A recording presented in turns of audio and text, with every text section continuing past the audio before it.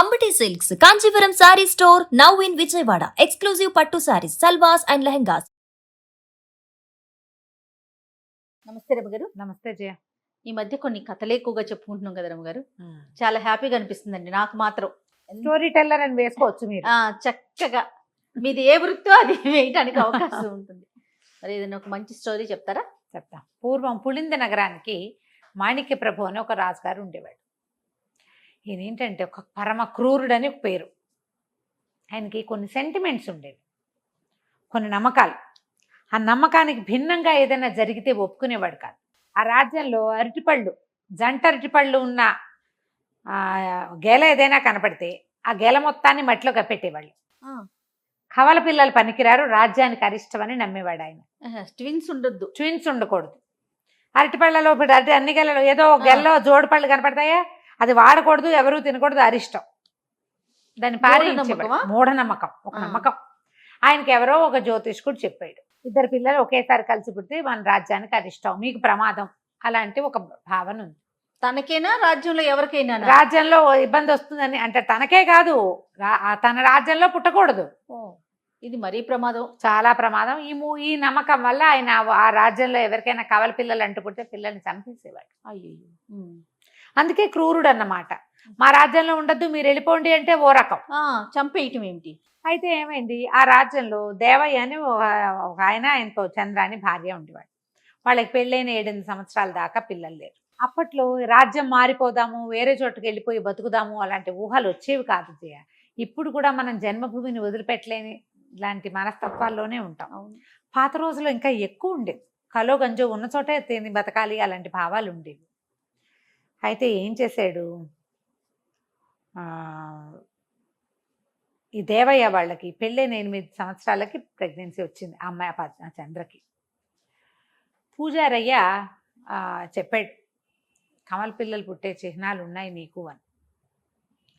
అయితే ఈ అమ్మాయి ఏమందంటే, అబ్బే మా అమ్మ కూడా ఇలాగే ఉండేదిటండి, నేను ఒక్కదాన్నే పుట్టానని ఆయనకి నమ్మించింది. ఒక అవ్వ అని పేరున్న ఒక ఆవిడ, ఈ చంద్ర వాళ్ళమ్మ రాజుగారి కోటలో పనిచేసేది. ఆవిడని పిలిపించుకున్నారు. ఆవిడ మంత్రసాని పనులు కూడా చేయగలిగింది, చేయి తిరిగిన ఆవిడ. ఈ కోటలోనే ఉండేది. రాజుగారి అనారోగ్యాలు, వాళ్ళ ఇంట్లో వాళ్ళ సమస్యలు అవి హ్యాండిల్ చేసేది. సరిగ్గా అక్కడికి పురిటిపోయటానికి వెళ్ళింది.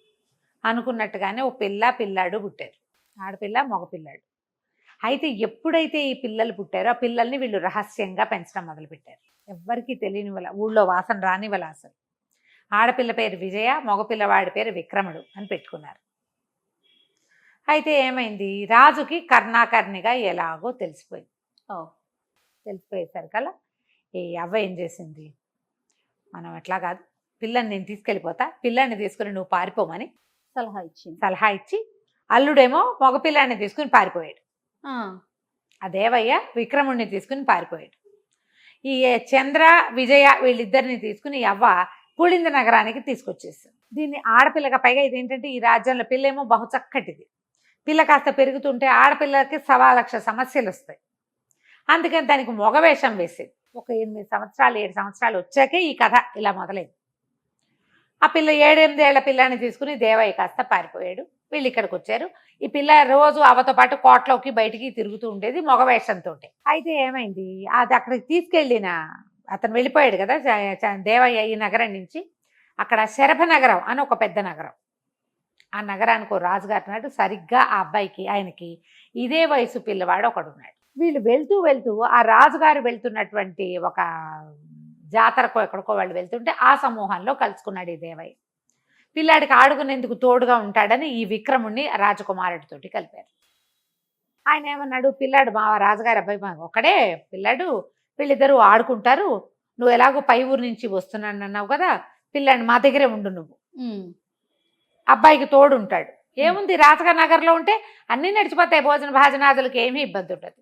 పిల్లాడిని ఇక్కడ పెంచుకోవడం మొదలుపెట్టారు.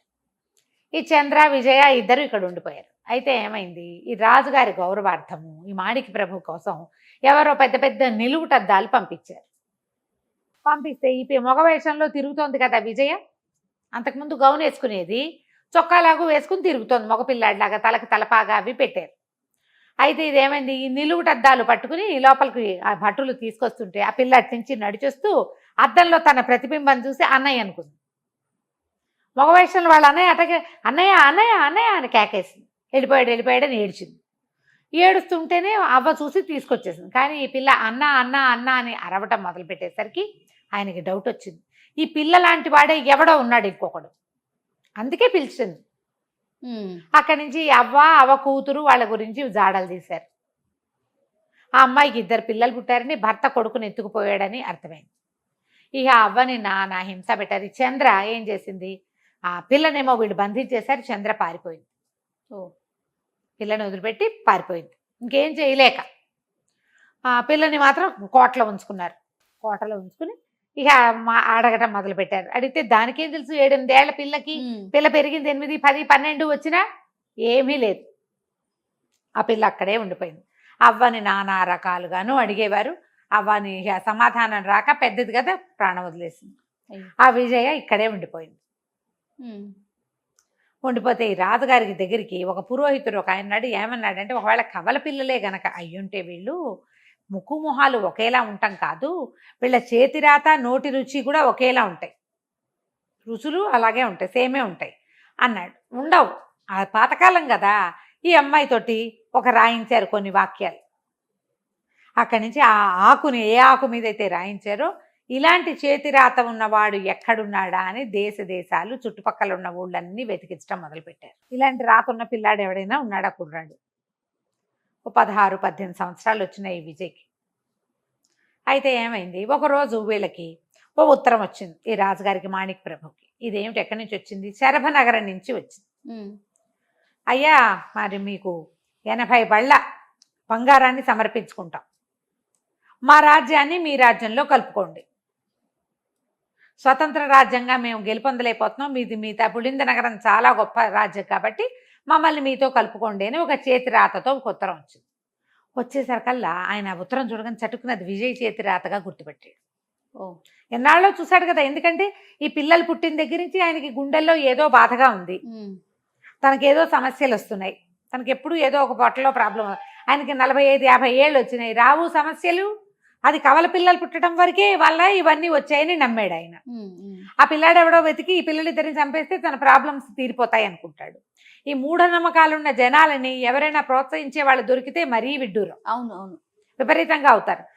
అలా మూఢనమ్మకం అధికారుల్లో పెద్ద ఎత్తున ఉన్న వాళ్ళకు ఉందనుకో, మిగిలిన వాళ్ళు దాన్ని ఎవరు దాన్ని చెంగనాడరు, కాదనరు. కాదండి అది తప్పు అనరు. ఆయన ఉద్దేశాన్ని ప్రోత్సహిస్తారు. మీరేముంది, అధికారం మన చేతిలో ఉంది, ఈ పిల్లని చంపేస్తే సరే, వాడిని గుర్తుపట్టడానికి ఈ పిల్లని ఉంచుకున్నారు. ఇద్దరిని ఒకేసారి చంపేయాలి, అప్పుడు మన సమస్యలు తీరిపోతాయి. ఈ ఉత్తరం చూడగానే నేను నిర్ఘాంతపడితే వా రాత. ఈ ఉత్తరం రాసి అక్కడి నుంచి ఒప్పుకున్నారు. అంతకుముందు శరభనగరానికి వీళ్ళకి పెద్ద సయోధ్యం లేదు. శరభనగరానికి ఉత్తరం రాశారు. తప్పకుండా బంగారంతో పాటు ఎవడైతే ఈ ఉత్తరం రాశాడో వాణ్ణి కూడా పంపండి, వాణ్ణి మాకు మా దగ్గరికి పంపించండి, తప్పకుండా మీ నగరాన్ని మా రాజ్యంలో కలుపుకుంటాం. పులింద రాజ్యంలో ఈ శరభనగరాన్ని కూడా కలిపేసుకుంటాము, మేము రెడీగా ఉన్నామంటే సరే. వచ్చినాయి బళ్ళు, 80 బళ్ళ నిండా బంగారం వస్తోంది అనుకున్నారు వీళ్ళు. ఆ 80 బళ్ళు ఊరు విడిసినాయి. రాజుగారు ఆ కుర్రాడు ఎవరో చూడడానికి ఈయన వెళ్ళేసరికల్లా ఆ బండిలోంచి దిగిన విక్రముడిని చూసేసరికి ఆయన తెల్లబోయాడు. విజయ్కి మగవేషం వేస్తే ఇట్లాగే ఉంటుంది. ఆయనకి అర్థమైపోయింది, ఒరే ఆ విజయ్ని కూడా తీసుకురండి రా అన్నారు. అనేసరికి అని వీడి దగ్గరికి పిలిచాడు. దగ్గర పిలిస్తే వీడు నమస్కారం చేస్తూ ఒక్క ఉదుటున ఈ మాణిక ప్రభు మీద పడిపోయి 2 చేతులు పెడరెక్కలు విరిచి పట్టేస్తున్నాడు. పట్టేసా రాజుగారిని అని అనగానే రాజు మామూలుగా గుర్రం మీద 60 మంది సైనికులతో వచ్చాడు. ఇక్కడ 80 బళ్ళు వచ్చినాయా? ఈ 80 బళ్ళల్లో ఇంచి బంగారం కాదు, ఒక్కొక్క దాంట్లో 10 మంది చొప్పున సైనికులు దాక్కుని ఉన్నారు. 80 మంది బళ్ళల్లో ఇంచి 10 మంది, మొత్తం 800 మంది సైనికులు ఒక్కసారి మీద పడి చుట్టుపక్కల ఉన్న వాళ్ళందరినీ, రాజు వెనకాల వచ్చిన అంగరక్షకుల్ని అందరినీ పట్టేశారు. రాజును పట్టేయటం ఏమిటి, ఇక పెద్దగా కేకలు పెడుతూ ఊళ్ళోకి ప్రవేశించేశారు. ఈ మాణిక ప్రభు క్రూరత్వానికి కనీసం 50 ఇళ్లకు ఓ ఇల్లైనా బలైంది. ఆ ఊళ్ళో కవల పిల్లలు పుడతారు కదా, 50 ఇళ్లకో 100 ఇళ్లకో పుడతారు కదా, అంతే కదా. మరి 2 చంటి పిల్లల్ని పోగొట్టుకున్న కుటుంబాల్లో ఎలా ఉంటుంది? ఒక ఆవిడికి 2 సార్లు కవల పిల్లలు పుట్టారు, 4 బిడ్డల్ని పోగొట్టుకుంది ఆ కుటుంబం. వాళ్ళకి ఎంత మంటగా ఉంటుంది. రాజును పట్టేసేసరికి చంపేయండి దుర్మార్గుండని కేకలు పెట్టారు. అందరూ శత్రువులే రాజుకి. అతను గట్టితనం వల్ల క్రూరత్వం వల్ల భయపడాగారు కానీ ఎప్పుడైతే వాడు పట్టుబడి పులి బోన్ లో పడంగానే అందరూ రాళ్ళు విసురుతారు దాని మీద. అవును అవును అంతకుముందు పులి అంటే భయంగా ఉంటుంది. ఇక అందరూ కేకలు పెట్టారు, చంపేయండి చంపేయండి అనేసరికల్లా పెడరెక్కలు విరుచుకు పట్టుకొని రాజ్యంలోకి తీసుకుపోయారు. రాజ్యాన్ని స్వాధీనపరిచేసుకున్నారు. శరభర నగరం వాళ్ళు పులింద రాజ్యాన్ని స్వాధీనం చేసుకున్నారు. ఈ విక్రముడితో పాటు రాజకుమారుడు కూడా వచ్చాడు. అక్కడి నుంచి అతను ఏం చేశాడంటే, ఈ రాజ్యాలను కలిపేసుకుందాం, మీ చెల్లెల్ని నేను పెళ్లి చేసుకుంటానని చెప్పి ఈ విజయ్ని శరభనగరపు రాజకుమారుడికి ఇచ్చి పెళ్లి చేశారు. విక్రముడు 2 దేశాలకి ఆ పెద్ద రాజ్యానికి చిన్న నగరానికి సైన్యాధిపతిగా ఉన్నాడు. వాళ్ళ అమ్మని నాన్నని తెచ్చుకున్నాడు. కవల పిల్లలకి ఇక ఏ భయము లేదని చెప్పారు. తర్వాత కాలంలో విజయ్కి కవల పిల్లలు పుట్టారు, విక్రముడికి కవల పిల్లలు పుట్టారు. పాతకాలపు మూఢనమ్మకాల కథలు ఇలాగే ఉంటాయి. మీరు ఇప్పటికీ కూడా ఇలాంటి పిచ్చి నమ్మకాలు ఉంటాయి చూడు. అవునవును. కవల పిల్లలు పుడితే అలా అయిపోతుంది, ఇది పుడితే అసలు వాటి సినిమాలు కూడా తీస్తున్నారు. ఆదరం గారు జంట అరటి పళ్ళు తినకూడదని కూడా చెప్పుకుంటున్నారు. ఇంకా కూడా తినకూడదంటారు. తినకూడదు, తింటే కవల పిల్లలు పుడతారు, అదేదో ప్రమాదం ఏం ఉండదు. అదేదో జెనెటిక్ లోపంతో వస్తాయి. అంతే. పళ్ళు సేమే ఉంటాయి, ఏం పెద్ద ప్రాబ్లం ఏమి ఉండదు. అవన్నీ భయాలు కదా. అంతే. కథ కంచికి మనం ఇంటికి. నమస్తే. నమస్తే చెయ్యి.